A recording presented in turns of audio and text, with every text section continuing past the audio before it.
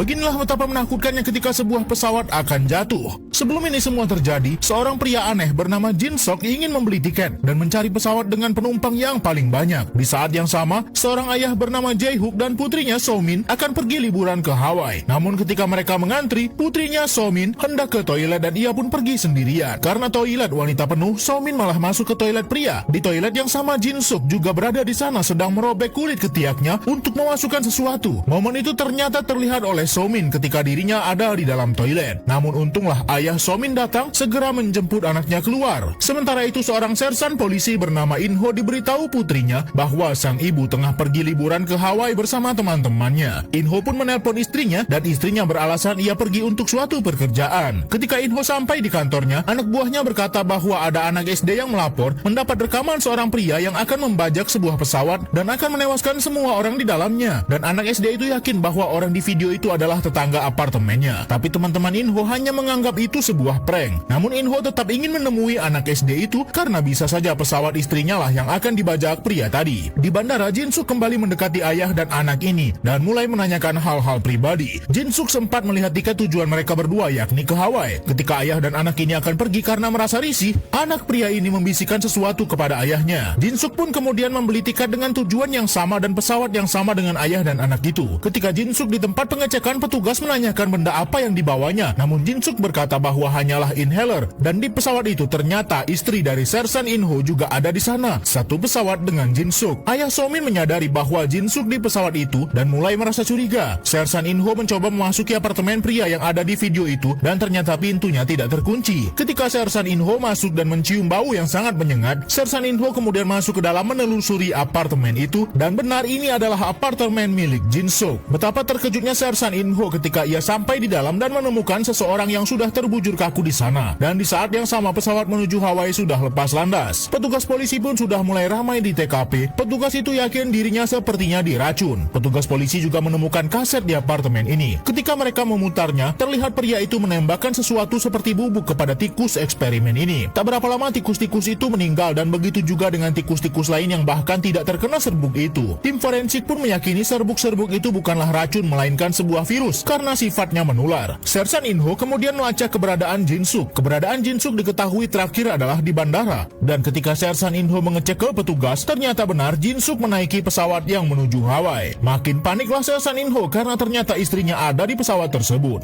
Di pesawat, Jin-suk kemudian memasuki toilet dan kemudian ia melepaskan jahitan di ketiaknya yang ternyata adalah tempat ia menyembunyikan virus tersebut. Ia kemudian memasukkannya ke dalam inhaler yang dibawanya dan menyemprotkannya ke seisi toilet untuk menyebarkannya. Ketika Jin-suk keluar, ia bertemu kembali dengan So-min, anak yang melihatnya menyembunyikan sesuatu di ketiaknya. So-min akan memasuki toilet namun ia diselip oleh bapak-bapak yang sudah kebelet ingin buang air. Di toilet itu bapak-bapak itu melihat ada banyak debu-debu halus berterbangan. Ketika keluar ia mengeluhkan hal itu kepada pramugari karena toilet itu kotor. Pramugari itu segera masuk ke dalam dan membersihkan debu-debu halus yang tentunya menempel kepadanya. Ayah So-min tidak sengaja melihat penumpang di sebelahnya menonton sebuah video rekaman seorang pria yang sedang menyebar teror dan akan membajak pesawat. Ketika melihat pria di video itu, ayah So-min yakin pria itu mirip sekali dengan Jin-suk. Ayah So-min kemudian mencari keberadaan anaknya yang masih berdiri ketakutan. So-min kemudian menceritakan kepada ayahnya apa yang dikatakan Jin-suk kepadanya. Ayah So-min kemudian memberitahukan kepada pramugari bahwa ia yakin pria di video itu adalah salah seorang penumpang di pesawat ini. Dan ayah So-min yakin ia menyelundupkan sesuatu di ketiaknya karena putrinya melihat sendiri. So-min juga berkata Jin-suk mengatakan kepadanya bahwa semua penumpang di pesawat akan meninggal. Kepala pramugari pun kemudian menemui Jin-suk untuk meminta KTP-nya karena ada seseorang yang mengadukannya berkata tidak enak kepadanya. Jin-suk langsung tahu yang mengadukannya adalah ayah So-min. Pramugari yang sebelumnya membersihkan toilet kini sedang menyiapkan makanan untuk para pilot yang tentu saja kemungkinan makanan itu pun sudah terkontaminasi virus tersebut. Sersan In-ho yang kini tahu istrinya berada di pesawat yang sama dengan Jin-suk segera menemui petugas maskapai dan mengatakan ada salah satu penumpang yang akan menyebar teror biologis yakni penularan sebuah virus berbahaya. Tentu semua sudah terlambat karena salah satu penumpang mulai merasakan gejala di mana tubuhnya gatal-gatal dan ada bintik merah di tangannya. Tapi tak lama kemudian ia muntah darah dan semua orang ketakutan. Ia seketika meninggal saat itu juga. Pramugari pun memberi pesan kepada pilot bahwa sedang terjadi serangan teror dan salah satu penumpang meninggal. Jae-hook yang marah kemudian menahan Jin-suk. Ketika Jin-suk terjatuh, ia melepas sisa-sisa bubuk yang tersimpan di inhalernya untuk menyebarkannya di ruangan ini. Semua penumpang belum tahu apa yang sebenarnya terjadi dan dan apa yang disembunyikan oleh Jin Suk. Pilot itu kemudian memeriksa toilet dan menemukan banyak tisu bekas darah di tong sampah. Virus tersebut juga mulai menyebar di mana beberapa penumpang sudah mulai batuk-batuk. Pilot pun juga menginformasikan kepada temannya bahwa dirinya sementara tidak bisa kembali ke ruang kendali karena mungkin saja ia sudah tertular. Di bandara mereka mendapat pesan dari pesawat itu bahwa Jin Suk sudah diamankan, namun ada salah satu penumpang yang meninggal. Kabar itu segera sampai ke pemerintah di mana seorang menteri perhubungan datang ke kantor maskapai itu.